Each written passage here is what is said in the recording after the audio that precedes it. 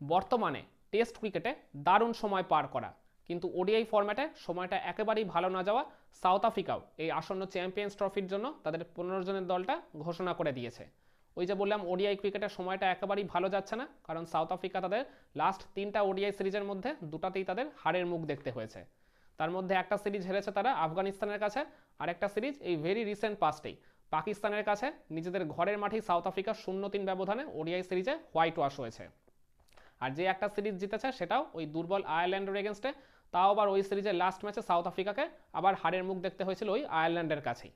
তো এই আর কি অতীত পরিসংখ্যান মিলিয়ে আর কি সব কিছু জাজ করে আর কি বলতে হচ্ছে সাউথ আফ্রিকার এই রিসেন্ট পাস্টে ওডিআই ফরম্যাটে আর কি ওই সময়টা একেবারেই ভালো যাচ্ছে না।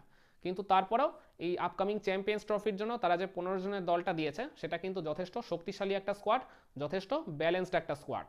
মানে এই দলে একাধিক কিন্তু ম্যাচ উইনার রয়েছে যারা যে কোনো সময় যে কোনো মুহূর্তে ম্যাচের মোমেন্টাম নিজেদের দিকে শিফট করে নেওয়ার ক্ষমতা রাখে। তো কেমন হলো সাউথ আফ্রিকার এই 15 জনের ফুল স্কোয়াডটা for the upcoming Champions Trophy, চলুন সেটা নিয়ে আজকের এই ভিডিওতে আলোচনা করা যাক। আমি ক্যাটাগরি ওয়াইজ প্লেয়ারদের লিস্টটা আপনাদের সামনে তুলে ধরছি।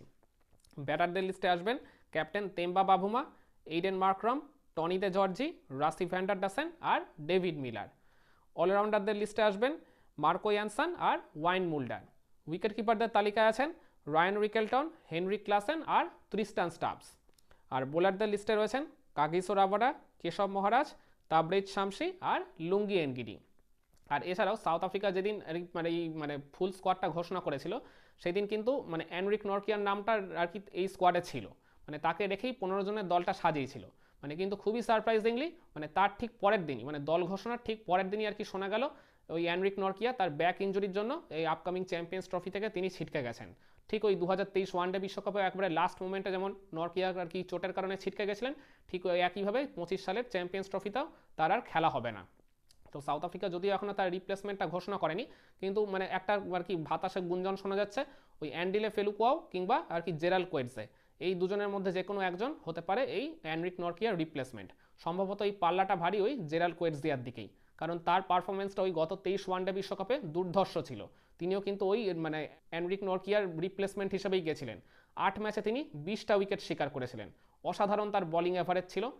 তো এই সব কিছু মিলিয়ে আর কি মানে ক্রিকেট পাড়ায় আর কি ওইরকমই গুঞ্জন শোনা যাচ্ছে এনরিক নরকিয়ার বদলে জেরাল কোয়েটসিয়া সম্ভবত এই 15 জনের স্কোয়াডে জায়গা পেতে চলেছেন। তো আর কি এই মানে স্কোয়াডে অনেকেই আর কি বড় বড় নাম জায়গা পায়নি, তার মধ্যে রিজা হেনড্রিক্স রয়েছে, তারপরে ওই মানে উইকেট কিপার কাইল ভারানে রয়েছে, আর অ্যান্ডিলে ফেলুকাও সম্ভবত এই স্কোয়াডে জায়গা পাবেন না। মানে ওই আর কি বললাম জেরাল কোয়েটসিয়াই আর কি জায়গা পেতে চলেছে, তার পাল্লাটাই ভারী বলে মনে হচ্ছে।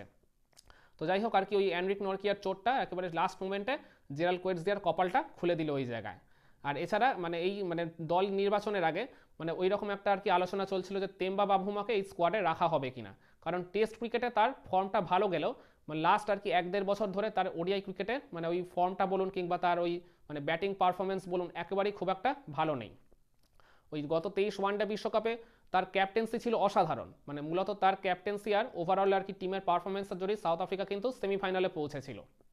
কিন্তু মানে ওই জায়গায় তেম্বা বাভুমার মানে ব্যাট হাতে পারফরমেন্সটা কিন্তু যথেষ্ট আপ টু দ্য মার্ক ছিল না। একটাও সিঙ্গেল 50 তিনি কিন্তু ওই 23 ওয়ানডে বিশ্বকাপে করতে পারেনি। এছাড়াও তার পরবর্তীতে সাউথ আফ্রিকার হয়ে তিনি যে কটা ওয়ানডে খেলেছেন মানে ওই সব কটা ওয়ানডেতেই তার পারফরমেন্স কিন্তু সেইভাবে মোটা দাগে খুব একটা ভালো ছিল না বললেই চলে। তো সেই কারণেই বাভুমাকে নিয়ে ওই জায়গায় একটা নির্বাচকদের মধ্যে আলোচনা ছিল, কিন্তু তারপরে দেখা গেল বাভুমাকে ক্যাপ্টেন করেই আর কি তারা স্কোয়াডটা দিয়েছে।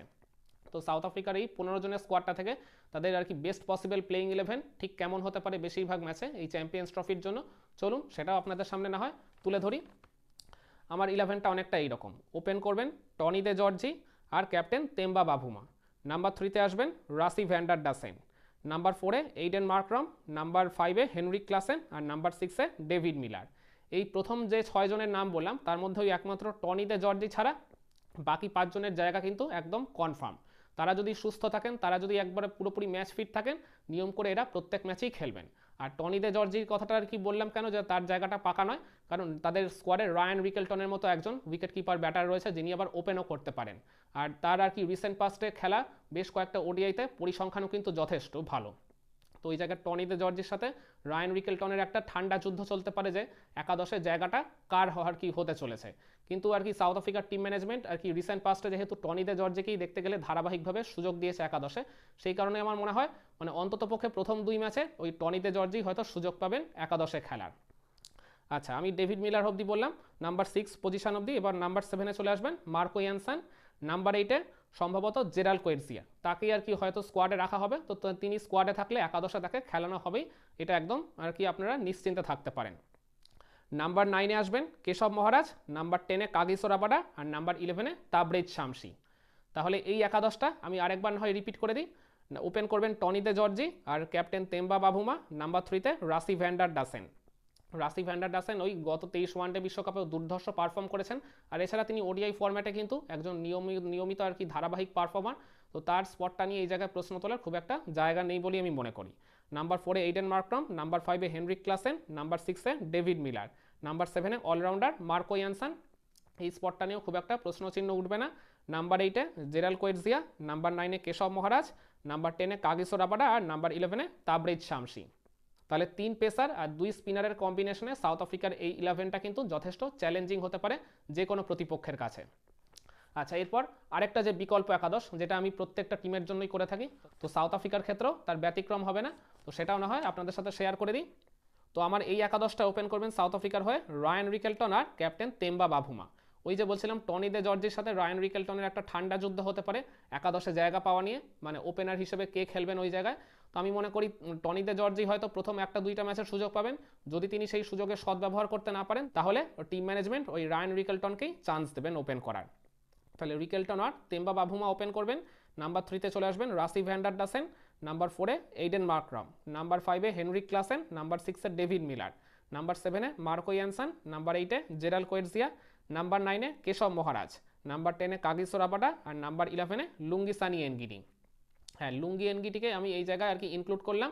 ওই আগের একাদশ থেকে আমি তাবরেজ শামসিকে বাদ দিলাম, কারণ সাউথ আফ্রিকাকে ধরুন যদি একটু ওভারকাস্ট কন্ডিশনে খেলতে হয়, কিংবা ধরুন যদি একটু পেস বান্ধব উইকেট রয়েছে, পেস ফ্রেন্ডলি উইকেট রয়েছে, মানে যেটা মূলত ওই আর কি করাচিতে আর কি মিলতে পারে, তো সেই রকম আর কি উইকেটে যদি আর কি সাউথ আফ্রিকাকে খেলতে হয় পার্টিকুলারলি ওভারকাস্ট কন্ডিশনে, তখন আর কি মানে সাউথ আফ্রিকার টিম ম্যানেজমেন্ট ওই জায়গায় চাইবে একজন বাড়তি পেস বোলারকে নিয়ে খেলতে। আর এছাড়াও তো এই 11-এ স্পিনার হিসেবে কেশব মহারাজ রয়েছে, তারপরেও যদি সাউথ আফ্রিকার টিম ম্যানেজমেন্ট মনে করে যে আরও কয়েক ওভার স্পিন করাতে লাগবে, তাহলে এইডেন মার্করাম তো একাদশে রয়েছেই, তার অফ স্পিন বোলিংটাও কিন্তু যথেষ্ট কার্যকর ওই জায়গায়। দরকার পড়লে তিনিও আর কি বেশ কয়েক ওভার হাত ঘুরিয়ে দিয়ে দলকে সাহায্য করতে পারবেন। তাহলে এই 11টা আমি আরেকবার রিপিট করে দিই। ওপেন করবেন Ryan Rickelton, captain Temba Bavuma, number 3-তে রাসি ভ্যান্ডার ডাসেন, নাম্বার 4-এ এইডেন মার্করাম, নাম্বার 5-এ হেনরিক ক্লাসেন, নাম্বার 6-এ ডেভিড মিলার, নাম্বার 7-এ মার্কো ইয়ানসন, নাম্বার 8-এ জেরাল্ড কোয়ের্সিয়া, নাম্বার 9-এ কেশব মহারাজ, নাম্বার 10-এ কাগিসো রাবাডা, আর নাম্বার 11-এ লুঙ্গিসানি এনগিডি।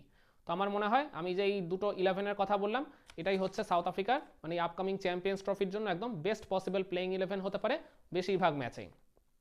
তো আপনারা কি মনে করেন এই আপকামিং চ্যাম্পিয়ন্স ট্রফির জন্য সাউথ আফ্রিকার এই যে 15 জনের ফুল স্কোয়াড, আর সেই স্কোয়াড থেকে আমি যে তাদের সম্ভাব্য দুটো একাদশ বা প্লেইং 11 এখন আপনাদের সাথে শেয়ার করলাম, একদম কি পুরোপুরি ঠিকঠাক আছে সিচুয়েশন বা কন্ডিশন অনুসারে?